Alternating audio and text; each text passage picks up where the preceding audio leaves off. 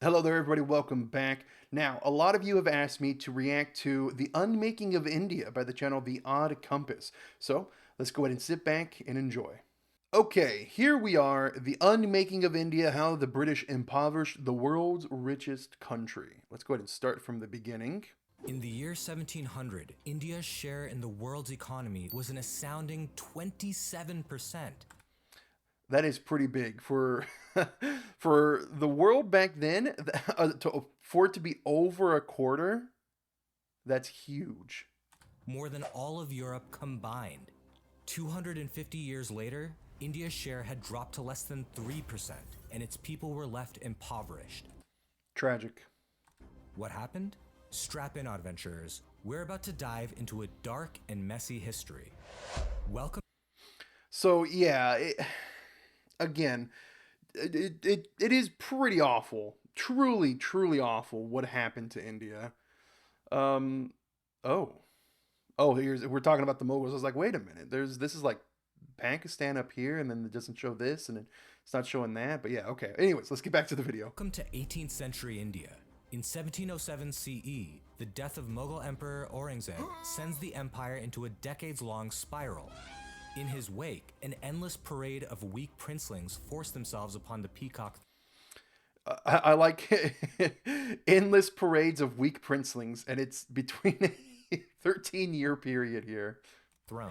With the Mughal Empire teetering on the brink of collapse, regional powers jostle for supremacy, land grabs and title claims, infighting and betrayal. India is vulnerable. This is the history that I want to learn about. I need to go in and find some channels or find some documentaries or read some books about like the history of India before the colonial rule and everything, because this is like truly interesting to me. The situation is so precarious that in 1739, Persian Emperor Nadir Shah invades North India and sacks Delhi. During this period of disorder, the British sensed opportunity. Leveraging their unique advantages as a foreign power, they bribed and blasted their way into a dominant position in the subcontinent. Which they did with most of the world. India was no stranger to dealing with foreign aggression, but the British were not like those who had come before. No. They were not like Nadir Shah, who looted and simply left. Nor were they like the Huns, who, while shedding Gupta blood, became Indian themselves. Yes, the British were different, for they saw India as an inexhaustible gold mine whose resources were to be forever extracted. By the time India won its independence in 1947, its native institutions had been demolished, its economy deindustrialized, its trade networks severed, and its people more deeply divided by caste and creed.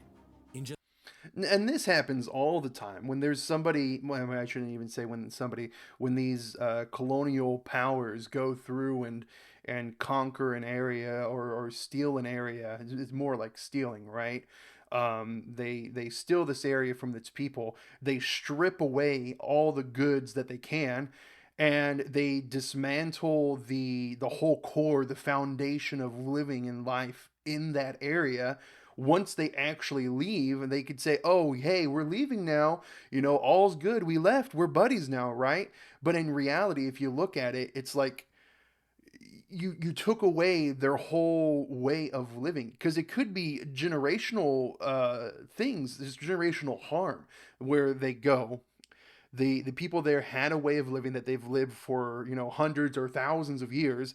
They completely dismantle that in just a handful of generations. They leave, and with their leaving, they've left the current people there just up in the air, because they probably forced them to rely on their colonial powers, probably forced them to rely on things like handouts or welfare, and they probably told them, hey, your old way of living isn't the right way and you can't do that anymore.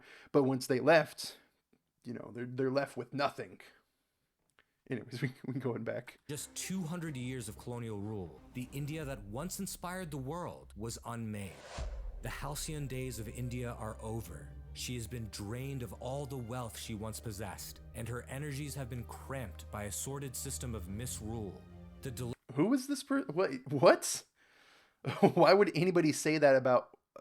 Okay. deliberate bleeding of India by the British was so extreme, that famed American scholar Will Durant referred to it as the greatest crime in all of history. So let's And this is baffling. I don't know who Will Durant is, but what's baffling is like this sort of history just wasn't taught to me growing up, and I don't know how it is today. But when I was in school, you didn't hear about any of this. pull back the curtain and see what India was like before colonialism.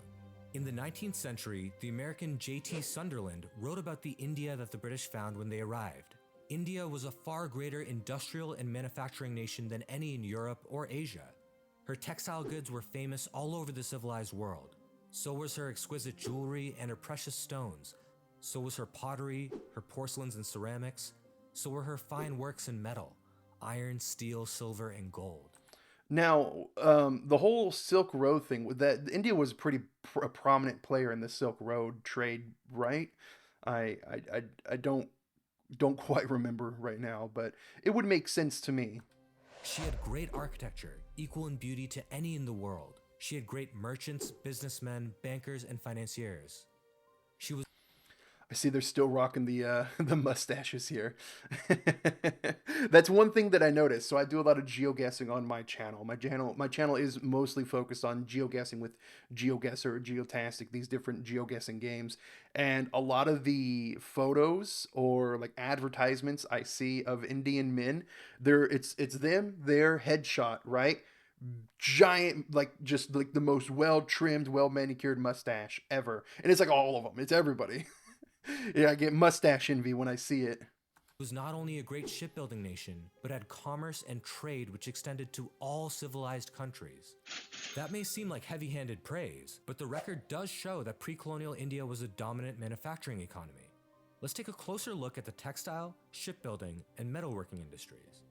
Okay, that's cool. That's very cool. So it's what I want to see, actually. India was a textile superpower for most of its long history. There were many textile centers in the subcontinent. Coastal Andhra was a block printing hub, for example, while Gujarat and Bengal were known for their high-end woven products. There was global demand for these items. In fact, India enjoyed a mind-blowing 25% share of the global textile trade by the mid-18th century. This thriving textile trade had knock-on effects for the entire economy. For example, the popularity of Indian textiles led to the creation of stable international distribution networks. By piggybacking on these networks, other Indian artisans could sell their goods worldwide at a reduced cost. As a result, many different industries flourished alongside the Indian textile industry. We know that international trade was conducted primarily along maritime routes, and so the Indian shipbuilding industry had developed. Now, see the whole naval side of it. I don't know anything about the naval history of India. I would imagine with so much ocean surrounding India, its people would be super into the shipbuilding, the navaling, the seafaring. That's the word I'm looking for. Developed into a behemoth too. A significant number of Indian ports were engaged in the shipbuilding industry. Dhaka, Masalapatnam, Surat, Calicut, Quilon, and many, many others. the way the way he pronounced some of these cities' names just shows that I'm very bad at pronouncing them. Entire rural communities were involved in the production and processing of materials used to construct ships. Quality was paramount. Consider the Bengali merchant fleet in the early 17th century. The fleet consisted of nearly 5,000 ships, each capable of carrying up to 500 tons of goods. These ships were constructed in Bengali ports by native artisans who had the skills to craft elaborate wood, iron, and brass fittings. According to one British maritime observer, Indian vessels combine elegance and utility and are models of fine workmanship. Merchant contracts indicate that Bengali ships were much more durable than English ships. Bengali ships had an average lifespan exceeding 20 years, while English ships were not known to last more than 12. Wow, that's actually really surprising. Quite a difference. India was a long. That's actually incredibly surprising considering how well known Britain was for its ships throughout its history. I mean, it was a navy, seafaring, colonial powerhouse. So that's actually really surprising. Longtime pioneer in the global steel industry. As early as the 6th century CE, crucible-formed steel, which came to be known as Wootz or Damascus steel in the West, was being produced for export by Indian blacksmiths, particularly along the Malabar coast and in the Deccan. Arab and European officers regularly imported blades from India. While these blades were purchased as wartime implements, they were so robust and beautifully crafted that they also served as a mark of high status in times of peace. Though we've barely scratched the surface, it should already be clear that India was a manufacturing juggernaut, a thriving exporter of high-quality goods to markets throughout the world. How did the British manage to unmake all of that? The fundamental principle of the British has been to make the whole Indian nation subservient to the interests and benefits of themselves. And so, once the British took power, they changed the entire dynamic of the Indian economy to suit their own interests. The first step, dismantling all native industry. Yeah, see? They come in, they strip away the what was there before. The it happens all the time. It's so unfortunate. To start, they established a legal monopoly over Indian textile goods and cut off the export market, which immediately disrupted long-standing trade links. Having now made themselves the exclusive buyers of Indian textiles, the British then changed the way that they paid for those goods. Instead of using foreign currency, they paid using the tax revenues extracted from India. The Indian economy stagnated and prices collapsed. Skilled artisans, who once fueled the vibrant Indian economic engine, were now significantly poorer and more restricted than ever before. And it didn't stop there. Soon enough, British manufacturers lobbied their government to completely eliminate the competition from the Indian textile industry. See, despite the... Oh, okay. So this is where instead of having them make it in India, they're going to have the resources for making them shipped to the UK, I guess. That's what I'm restrictions assuming imposed on here. Indian industry, British manufacturers were still... Which then again, after that kills off, these generational artisans, like they say here, and then a generation goes by, those artisans aren't able to teach the newer generation their craft, and then another generation goes by, and then that craft is completely gone. It's disappeared from the lexicon of knowledge. So yeah, with just within a few generations, it's still finding terrible. it difficult to compete with Indian products. Company soldiers were sent to smash Indian looms. According to several different accounts, they even went around breaking the thumbs of weavers so that they could no longer... I'm sorry, what? Breaking their thumbs? Their trade. But that's not all. To ensure that the Indian textile industry could not recover, adapt, or innovate itself back into relevancy, the British imposed an absurdly harsh 80% tariff. This had an immediate catch-22 trap effect. Exporting goods from India to the UK was now economically unviable. But remember, Indians were restricted from selling to anyone else. Similar restrictions were imposed on nearly every branch of manufacturing in India. India was reduced to being a mere exporter of raw materials, like cotton and metal ore, so that the British could sell finished... And that's what they did with everything. That's what they did with basically every country or land that they took over. They just exported all the goods back. Products back to Indians at a premium. We conquered India as an outlet for the goods of Britain. I'm not such a hypocrite to say that we hold India for the Indians. The colonial deindustrialization process was so complete that by 1947, only 0.7% of India was employed in any form of manufacturing. But skilled workers had to go somewhere, do something. The British monopoly on industrial production drove Indian artisans, merchants, builders, and others into agriculture en masse. In the words of Dr. Charles Hall, India's population has been thrown back upon the soil because Britain's discriminating duties have ruined every branch of native manufacture. Rural wages cratered to historical lows, and in fact, the land itself could not sustain the influx of newly disenfranchised workers. Yeah, if everyone's farming, you got to give the soil time to rest, time to regain its nutrients. Otherwise, you're gonna run into a point where it just won't grow anything. Holy heck! Okay. Poor seasonal harvests and droughts gave way to catastrophic famines and mass poverty. With most Indians now converted into peasant cultivators, the British sought to exploit them further. They began to tax cultivators as the primary revenue source for the administration. Taxes were extreme, pegged at 50 to 80% of gross income, and... Oh my God. Oh my God, I couldn't. What is with the British and overforcing taxes? Come on, guys. That's one of the main reasons why the US broke away. Calculated before the harvest. The result? Indian cultivators often owed more in taxes than they earned as income. The British knew how harsh this really was. They openly conceded that they were imposing the highest tax rates in the world, and that taxes were more than 3 times higher than they had ever been under Indian rulers. To add insult to injury, the British even bragged about it in Parliament. The Indians have been taxed to the utmost limit. Every province has been made a field for higher exaction, and it has always been our boast how greatly we have raised the revenue above that which the native rulers were able to extort. Colonial taxes were so burdensome that 2/3 of the population in directly ruled British areas fled to the hinterlands, where native Indian lords could at least minimally protect them from financial depredation. The hinterlands. What are the hinterlands?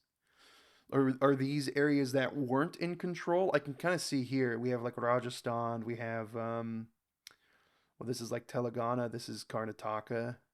Parts of like Maharashtra. This is like Odisha, Jharkhand, Madhya Pradesh. Over here is Meghalaya. I'm so bad. And then with being able to speak that. Anyways, back to the video. The millions who stayed behind could hardly afford to pay taxes, and the situation was worsened by the fact that the British did not negotiate tax payments. Horrors were perpetrated under the guise of sinless mathematical neutrality. Tax defaulters were confined in cages and exposed to the burning sun. Fathers sold their children to meet the rising rates. Vulnerable peasants were physically tortured to pay up, and when they didn't have the means to pay, the British confiscated their farmland for themselves. Tens of millions of landless peasants were created for the first time in Indian history. By the end of the... Nah, that's disgusting. That's truly disgusting. But it's, it's a ploy that they have, I guess. They utilize that ploy. They overtaxed to the point where they couldn't work anymore, and then they came in and stole the land. Surprise, surprise. Wow. In the 19th century, India was Britain's largest source of revenue by far, its largest purchaser of exports, and a source of highly paid employment for both British civil servants and soldiers, and they were all paid for by Indian taxes. Many British officials freely acknowledged the exploitative nature of the colonial enterprise. In fact, a Prime Minister of the UK, the Marquess of Salisbury, himself admitted, "As India is to be bled of money, the lancet should be directed to those parts where the blood is congested." And just like that, India and its people were bled dry. The fundamental issue of British overlordship was the fact that the British had no intention to become one with the land or to rule it as their own. The British saw India as innately and eternally foreign, and this justified their creation and maintenance of what scholars have referred to as an extractive colony. For comparison's sake, consider the Turkic peoples who invaded India and eventually formed the Delhi Sultanate and the Mughal Empire. Look, the Mughals were no heroes. They imposed unequal taxes, engaged in religious discrimination, plundered local treasuries, visited great violence upon their enemies, and exhibited a Persianized racial arrogance. But one thing is clear: India's wealth was preserved at a foundational level. After nearly 2 centuries of Mughal rule, India was still a dominant economic power, responsible for 27% of global trade. There's a simple reason for that. See, the Mughals had a foreign place of origin, Fergana, but they did not repatriate India's resources to their original homeland. India may not have been Fergana, but it had become their new home, and so their loyalties and energies were owed solely to India.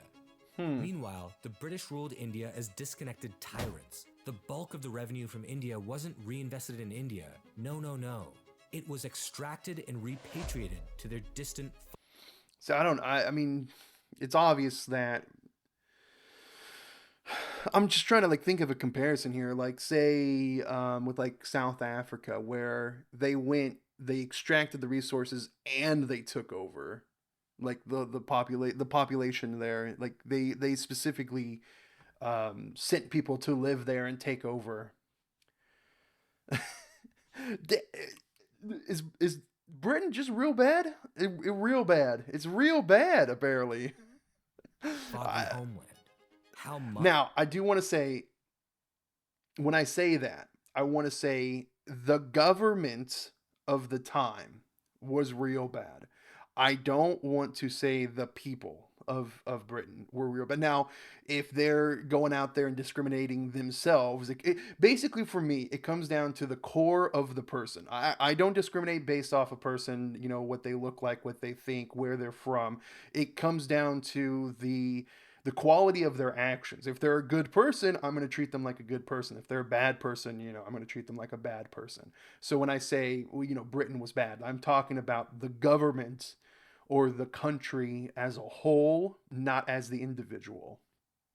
Anyways. Much? Modern economists have estimated that the total amount of wealth that the British extracted from India is in the ballpark of $43 trillion. Yes, Incredible. $43 trillion. When taxes are not spent in the country from That's which they are so raised, much. That is so much money. Constitute an absolute loss and extinction of the whole amount withdrawn from the tax country. The money might as well be thrown into the sea. Such is the nature of the tribute we have so long exacted from India. Apologists for colonial rule often point to the railways as some sort of extravagant counter to the argument of extraction and divestment. But as modern scholars have pointed out, the railways serve as evidence for how exploitative and inefficient British investment in India really was. Yeah, the railways were just built to get the resources from the inner part of the land to the coast. They weren't built to facilitate ease of travel or anything. They was literally built to take from the center part of the country to the coast so the resources can get stolen from them. First, there's the bold assumption that Indians would not have built railways, like the Japanese or others, either by importing the technology or by developing their own. India had been far too advanced and cutting edge of civilization to not keep up had it been given the opportunity to do so. When the British came to India, the country was the leader of Asiatic civilization. Japan was nowhere. Now, in 50 years, Japan has revolutionized her history with the aid of modern arts of progress, and India, burdened by 150 years of English rule, is condemned to tutelage. But let's ignore that for now. Initially, the Indian railways were positioned as a grand investment scheme for British shareholders. The government guaranteed substantial returns of at least 5% per year. And when the revenues were not enough to pay out these returns, Indian taxpayers covered all the losses. Because of these taxpayer-backed guarantees, construction of the railways was extremely inefficient. Here's a fun stat. Every mile of Indian rail cost £18,000 to construct, as compared to £2,000 for the same mile built in the United States. It's crazy. Wow. All the elements of railway construction. It's just another way to milk money from the people of India to keep continually taking resources. Steel, wagons, gears, engines, and more were produced by British manufacturers. Indians weren't even given an opportunity to produce their own manufactured alternatives. They were made in Britain and sent to India. They couldn't even make it in India. No wonder the cost was exorbitant. You were taking it halfway across the world. Alternatives, because the British government imposed restrictions that prevented Indians from competing. Worse still, the essential purpose of the railways was to assist the British enterprise in the exploitation of the natural resources of India. In fact, the railways made it possible for the British to export enormous amounts of grain and other agricultural products, which sparked and exacerbated famines. Over the course of British rule in India, an estimated 35 million preventable deaths were caused by famines. That's millions more than those killed under Stalin or Mao, and that's 5 times more than the Holocaust. The British were directly responsible for this. And yet nobody talks about this. And it's true. This is not like a part of history that I've heard before. Nobody talks about it. Like, you have people going on and on and on about the Mao Zedong famines or the Holocaust, and then of course now to be a little bit more prevalent, with the Gaza, with what's happening with the Gaza Palestine Israel conflict. But nobody talks about this, and this wasn't even that long ago. I mean, this was just as far back as the Holocaust with the Nazis, and yet nobody talks about it. They mass exported Indian foodstuffs to Britain and other countries in Europe, even during drought periods. Food in India became too expensive for peasants to afford. According to Dr. Charles Hall, India starves so that its annual tax revenue to England may not be diminished by $1. There is plenty of grain in India, The trouble is that the people have been ground down till they are too poor to buy it. The British had no interest in provisioning for Indian lives. Famine non-intervention was official government policy. How ironic, given that heavy-handed British intervention and market manipulation is what sparked the famines in the first place.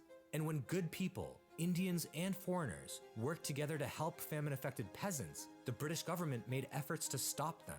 They were furious that the government's own failures were being highlighted. Don't believe me? Listen to this British officer in his own words. Scores of corpses were tumbled into old wells because the deaths were too numerous for the relatives to perform funeral rites. Mothers sold their children for a single meal. Husbands flung their wives into ponds to escape the torment of seeing them perish from hunger. But amid these scenes of death, the British government in India was unmoved. Newspapers were persuaded into silence. Strict orders were given to civilians. Do not acknowledge that civilians are dying of hunger. And if you think that Indians would have done a worse job, consider this. I'm at a loss for words. Hasn't been a single large-scale Indian famine in the 70-plus years since British rule ended. Not one. Independent India has its flaws, but it has been overwhelmingly better at providing for the care, safety, and prosperity of its own people. And now you know. Wow. Oh man. Well, at least it hit off on a good point for India, and yeah, it's true. India is full of resourceful people with access to their own resources again, which is wonderful. Man, that was heavy. That was real heavy. Great video, by the way. Odd Compass, fantastic video, amazing video. Dang, dude, it baffles me. It really baffles me how this isn't talked about more often.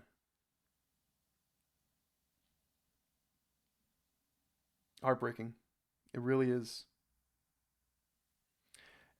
And you know what? I would not have even known about any of this if I wasn't doing the whole geoguessing stuff. If I didn't take a fascination with wanting to learn about India via the geoguessing stuff, I would never have gone down and learned about this history, which it's tragic. Now I'm wondering, like, what else in the world am I missing out on? Like, what other tragic events are happening or had happened that I just don't know. All right, well, whew, heavy video. Thank you for watching, everybody. I hope you all have a good one. Remember to like, comment, subscribe if you want to subscribe, and I will catch you on the next one, okay? Take care. Goodbye.